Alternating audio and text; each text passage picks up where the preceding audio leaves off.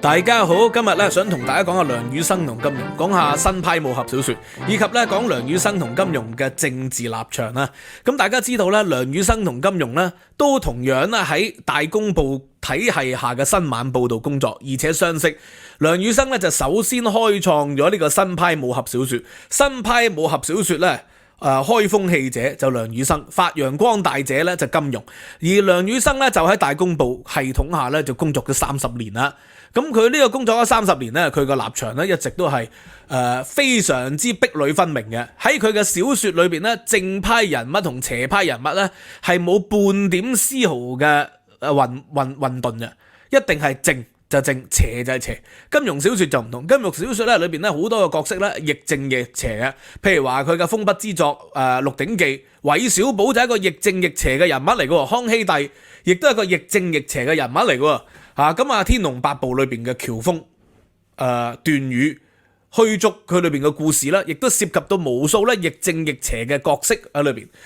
桃花島島主黃藥師亦都係啦，難為正邪定分界咧，可以話金庸小說嘅特色，亦都可以話係呢兩個人物咧一生嘅政治立場嘅分水嶺啊！咁啊，梁羽生佢喺嶺南大學讀書期間就得到校長嘅推薦，喺1949年年初咧就嚟到香港大公報度做英文翻譯。咁當時嘅大公報咧仲係一個開放開明自由派嘅雜誌嚟嘅報章嚟嘅，咁但係時移世易啦，好快咧1年後咧。呢個嘅中國共產黨咧就見證啦，大公報咧都因應住係左傾，咁但係咧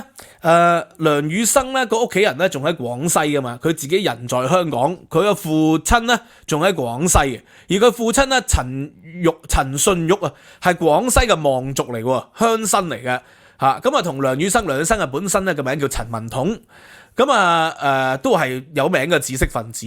咁但係咧。1950年以後咧，大陸咧就係即係打土豪、打惡霸啊嘛，打呢個嘅知識分子啊嘛，反動派啊嘛，咁所以咧毛澤東咧就劃分咗成分，就認為咧有一大部分嘅富農中農咧都係壞嘅，咁所以咧地方嘅黨團啦、地方嘅黨幹部啊就要拉人交數啊嘛，就拉咗陳奕迅，就話佢係即係土豪惡紳惡霸，結果咧就將佢槍斃。喺呢個時候咧梁羽生喺香港大公報度工作，咁啊即係得到消息咧，就諗住翻大陸營救佢爸爸，佢未知道爸爸已經被槍斃噶啦，就營救佢，因為當時咧話佢父親被誣告而羈押，咁但係咧翻到去嘅時期咧就遇到即係呢個蒙山園啦，未到鄉下之前咧就遇到佢嘅同學，佢嘅同學就話俾佢知咧已經係大勢已去啦，翻去咧都冇辦法嘅，佢係叫彭榮康，咁啊最終咧佢就係離開咗呢個嘅大陸。就繼續留喺香港，一直喺香港生活咗幾十年。嗱，呢度有一個問題啦，佢嘅父親係因為俾共產主義即係嘅革命而係打死嘅，係槍斃嘅，無辜地槍斃。直至到80年代改革開放後咧，先至平反，就話佢係冤枉而死嘅。咁但係嗰幾十年，即係有殺父不共戴天之仇。但係佢竟然仍然可以喺新晚報同大公報裏邊工作。嗱，你話揾食咁啊冇辦法啦，係咪？咁但係好明顯佢唔係揾食嘅，因為咧佢喺大公報裏邊工作嘅時期咧係說好咗好多大公嘅故事，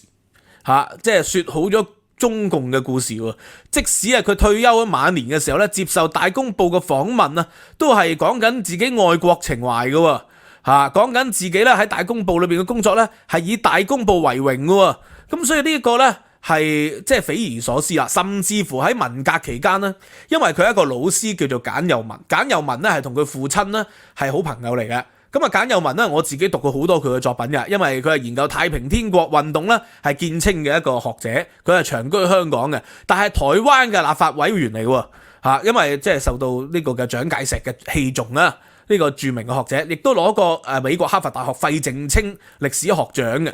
咁咧佢就係嘗試策反個簡又文嘅，即係叫簡又文咧獻出咧一個好珍視嘅即係廣東古董俾廣州市，呢個叫做咧天藍金石頻呢種咁即係非常之珍視嘅嘢嚟喎，咁係嘗試策反佢嘅，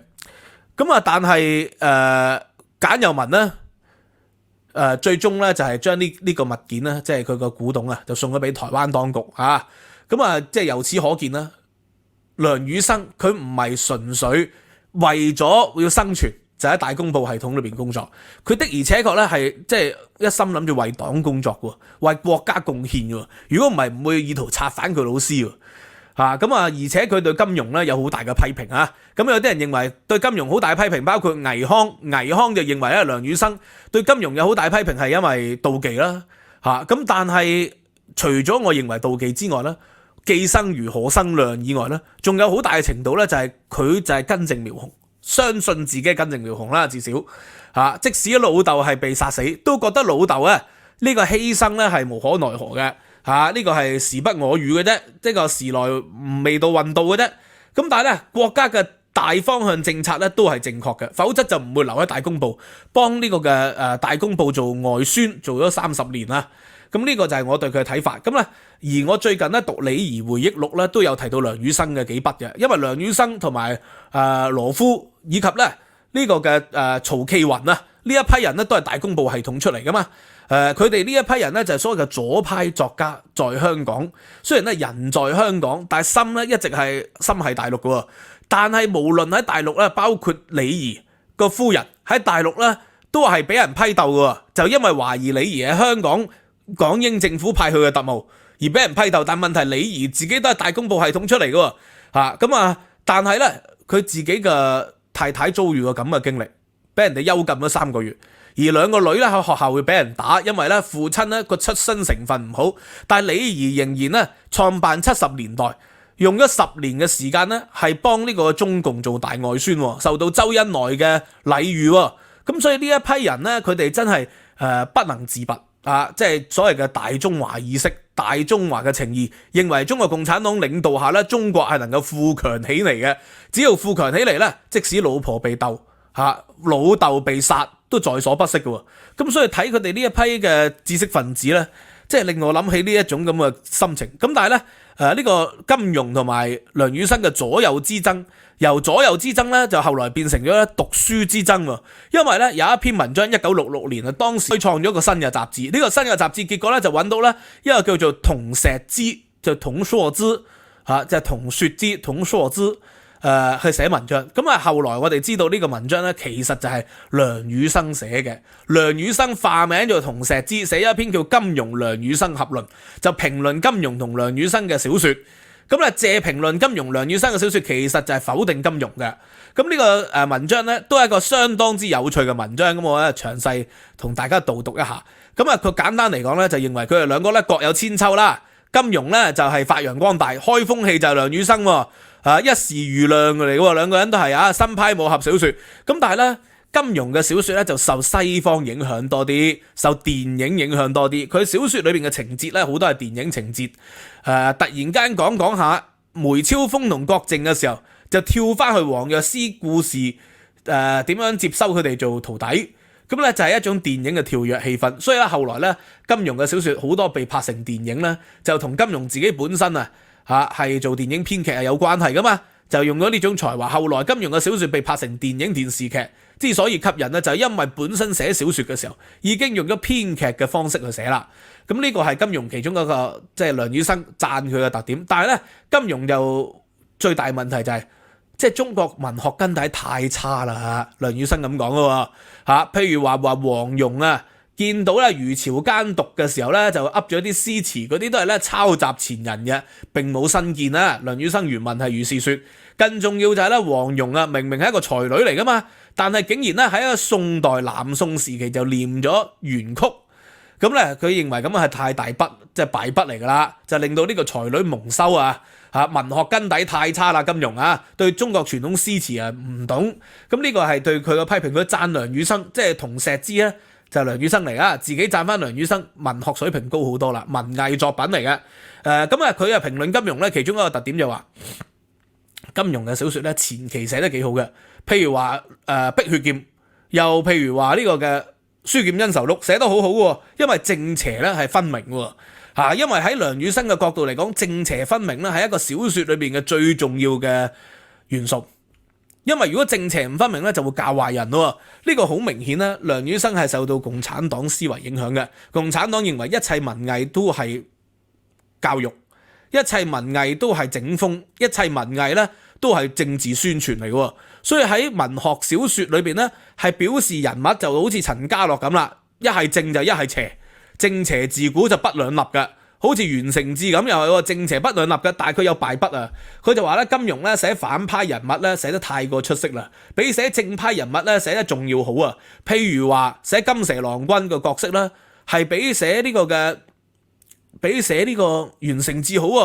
啊！寫天山童姥、寫呢個星宿老仙啊，寫慕容復嘅人物性格咧，係比寫虛竹段譽好啊！所以咧，佢話咧，佢係寫正派人物咧，係即係太過失色啦。亦都係金庸小說一大敗筆。咁咧更重要就係咧，佢話咧金庸咧好多咧係色情嘅內容，亦都係冇必要嘅愛情情節。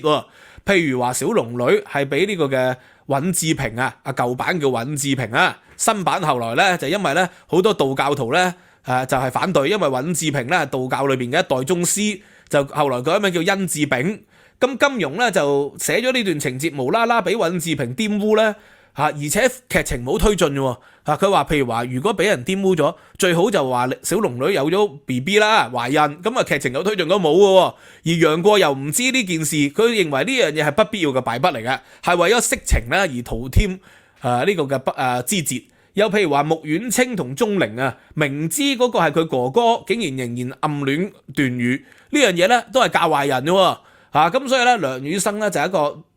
道貌岸然嘅。佢嘅小說裏邊咧，全部都係正邪分明，全部係不能有半點含糊嘅。其實我認為背後咧就係受到共產主義喺延安運動、延安整風運動裏邊咧嗰個作風影響啊嘛。而事實上，金庸嘅小說最精彩嘅就係正邪難分界咁好似蕭峰、喬峰咁樣。喂，喺漢人嘅角度，佢就係幫契丹人做事係邪嘅，但喺契丹人嘅角度，佢係正嘅。咁但係到底正同邪係咪因為從身份去睇，還是係從佢嘅行為去睇呢？咁所以金庸小說寫得精彩就係因為咁樣。笑傲江湖裏邊邪派人物咧有好多正風嘅，正派人物裏邊都好多好邪惡嘅。呢個咪就係人生咯。人生又唔能夠簡單咗個人係好人，嗰個人係壞人嚟噶嘛。金庸小說咧就更貼近人性，所以咧去到數十年後咧，金庸小說仍然歷久不衰。梁羽生嘅小說咧就係太過文藝整風啦，太過係一個黨嘅宣傳喉舌同埋機器，所以咧就變成咗係宣揚人性嘅光輝一面。咁呢啲作品咧係好睇嘅，我細個都好中意睇梁羽生嘅呢個雲海玉公園啊、白髮魔女傳啊，呢啲咧七劍下天山，我細個咧係床頭讀物嚟嘅，但係數十年後咧再讀起上嚟嘅興趣咧就冇咁大啦。咁加上咧金庸最成功就咩？佢不斷將小說經典化。因為不斷修改啊嘛，不斷修改，好似 Harry Potter、J.K. Rowling 咁啊，就不斷將個故事嘅內容咧個枝節啊，係將佢完整佢，令到咧佢變成一個世界。所以金庸嘅小說咧係有一個連貫嘅世界嘅，佢當然冇哈利波特咁厲害啦，但係都能夠形成到一個世界。梁羽生嘅小說咧就好多都係斷斷裂裂嘅，就形成唔到個世界。黃易嘅小說咧就意圖形成一個世界，可惜出師未捷，就新鮮史、長使英雄淚滿襟啊！黃易咧如果梁羽生咧即係晚年有讀黃易嘅作品咧，可能更加不堪入目噶，因為金庸咧就好多咧佢認為係不必要嘅愛情枝節就小龍女尹志平以及呢個嘅穆婉清呢啲，甚至乎韋小寶呢啲不必要嘅愛情。黃易嘅小說係更簡單啦。有性冇愛嘅好多係《尋秦記》有性冇愛嘅呢個日月當空，好多都係有性冇愛嘅，純粹係友誼賽嚟嘅，掟煲唔掟蓋，得閒打翻場友誼賽咁所以如果喺梁羽生嘅角度咧，黃易嘅小說咧更加係糟糕更加係不知所謂。但係我自己就好中意讀即係黃易嘅作品啦，《日月當空》啦，呢啲我非常之中意睇噶啦。又好中意睇呢個嘅《尋秦記》啦，破碎虛空啦，咁呢啲我都好中意讀嘅。倪匡嘅作品我自己早年咧都中意讀，但係倪匡嘅作品咧就沙石太多，冇經典化，佢自己唔會修改，佢亦都不屑修改佢嘅舊作，所以就形成唔到好似 J.K. Rowling 咁啊，或者係莎士比亞咁，甚至乎係福爾摩斯系列咁樣，係做到一個密不透風、嚴密無比嘅一個小說邏輯喺裏邊。咁所以金庸小說咧都傾向做緊呢樣嘢，但係始終仲係同即係世界名著咧，仲有一丁點嘅距離，但係我都好中意金庸啊。咁但係金庸咧就係有啲人話佢晚節不保啦。8964之後咧加入基本法委員會啊各方面，咁佢嘅政治表現咧都好明顯咧就為咗討好大陸嘅。咁我自己認為咧，佢就雖然60年代係一個右派，係一個普世主義者，但係其實佢反嘅係反巫、反個人崇拜。所以去到習近平嘅時期咧，佢就對於個人崇拜咧就認為已經過去咗啦個時代，所以佢自己係容易接受一啲，而且歸根結底佢都係一個即係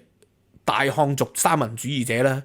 嚇。即使唔係大漢族三民主義者，都叫做民族主義者。雖然咧佢嘅小説裏邊有反思反省民族主義者，《鹿鼎記》認為無論喺英國人還是喺中國人手上管治，只要管得好咧就得嘅。咁但係晚年好明顯佢係改變咗佢嘅立場啦，識時務者為俊傑係嘛？咁啊佢接受咗鄧小平嘅禮遇，咁啊翻咗大陸啦，浙江大學做榮譽教授啦，喺大陸度生活啦，喺劍橋大學度攞博士學位。咁啊，而佢嘅小説咧喺大陸咧就改編咗無數次電視劇、無數個電影，咁啊造就咗佢喺中國文壇上邊嘅地位，甚至乎北京大學嘅學者孔慶東都係研究金庸嘅小説咧做博士論文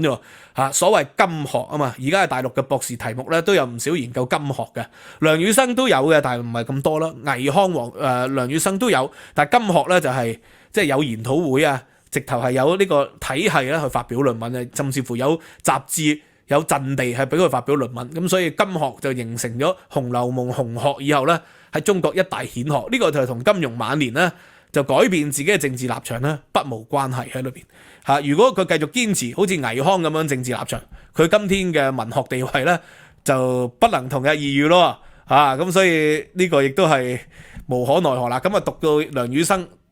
李怡，咁啊李怡嗰個回憶錄嘅書評咧，我已經上載咗噶啦，有興趣可以咧自己同今日呢條影片一齊合併重溫。多謝大家。咁我而家睇呢條影片嘅朋友咧，我已經係放假期間，咁啊希望大家仍然可以支持收費平台 Patreon， 因為 Patreon 同 YouTube 會員咧會優先咧1個星期至48小時係睇到一啲獨家嘅影片嘅嚇，睇到聽到獨家嘅影片。咁啊多謝大家，拜拜。